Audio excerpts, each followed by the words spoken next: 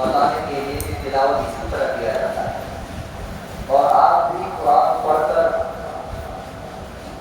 اپنی کتابوں میں محنت کر کر اس مقام تک پہنچے کہ آپ بھی اس طرح تلاوت کرنے والے بن جائیں۔ اصل ہمارا مقصود یہی ہے آپ کو سکھانا۔ انشاءاللہ سب لوگ قرآن میں محنت کریں گے، اور انجمن میں قرآن میں تو آپ 10 میں محنت کرتے ہیں،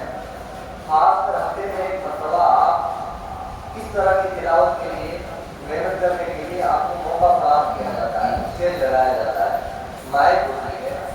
اور پورا 2 گھنٹہ آپ کے اساتذہ آپ کو وقت دیتے ہیں۔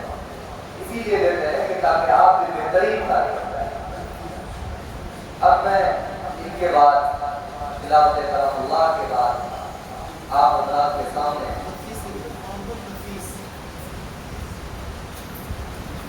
نعت شریف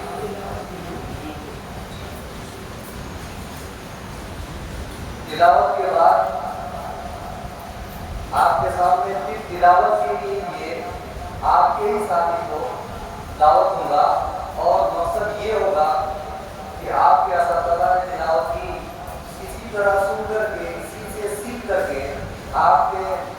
ساتھی نے بھی سیکھا ہے اور وہ بھی تلاوت کریں گے، آپ کے اندر اور بہترین جذبہ پیدا ہو۔ لہذا میں آپ حضرات کے سامنے محمد نفیس دنیا سو میں ان کو دعوت دے رہا ہوں، وہ تلاوت کر رہا ہے۔